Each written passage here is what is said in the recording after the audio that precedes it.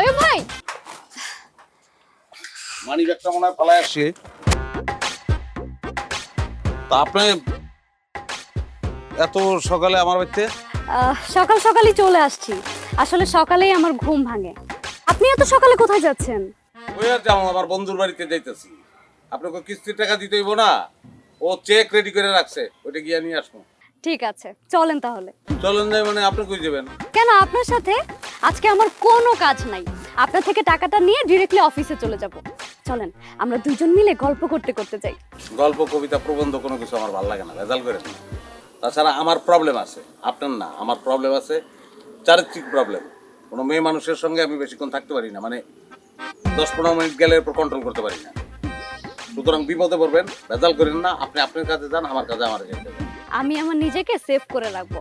আর আজকে আমার একমাত্র কাজ হচ্ছে আপনার সাথে থেকে আপনার কাছ থেকে টাকাটা উদ্ধার করা।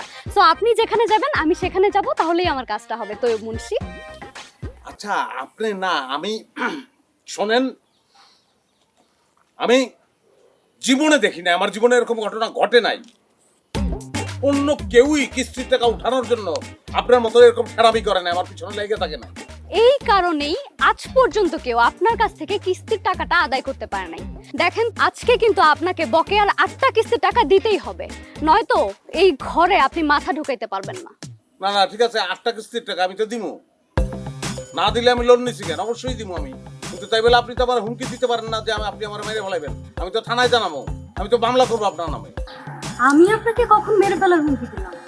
একজন গ্রাহক সময় মতো টাকাটা পরিশোধ না করলে কি পরিণতি হবে সেটা বলছি। দেখেন, কথা ঘুরায় লাভ নাই। এই তাহমিনারে এত কিছু বলে কিন্তু লাভ হবে না। না, কথা তো ঘুরাইতেছি না। আপনি নিজে মুখে বলছেন, আমার বাড়িতে এসে বলছেন যে টাকা না দিলে আপনি আমার খুন করবেন। এইটাই জাস্ট আমি থানায় জানাবো, আর কিছু না। এত বড় একটা মিথ্যা কথা আপনি প্রমাণ করতে পারবেন? দেখেন না কেমনে প্রমাণ করি।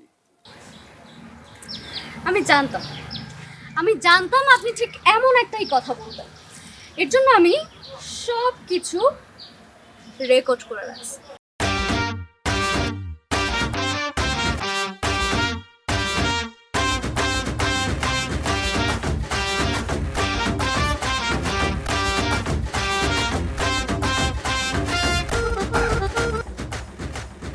আমরা কি চলে আসছি?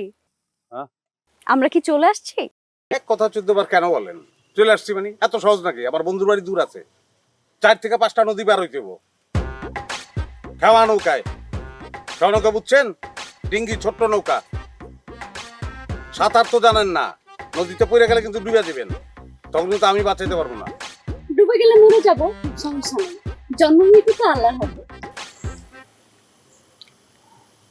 দেখেন, ডুবে গেলে ডুবে যাবো বুঝলে তো ভালাইলেন, যখন ডুববেন তখন বুঝবেন কষ্টটা কারে কয়। কেলিগা খামা খা আপনি আমার পিছে পিছে রওনা দিচ্ছেন, দরকারটা কি? ফাও পরিশ্রমটা কেন করবেন? আপনি আপনার অফিসে যান, আমি আমার বন্ধুর বাড়ি যাইতেছি, গিয়া টাকাটা নিয়ে আসি, কোনো প্রবলেম নাই। আমি আপনার সাথে গেলে সমস্যাটা কি? আরে সমস্যা ভাই, আমার বন্ধুর কাছে গিয়া তো আমার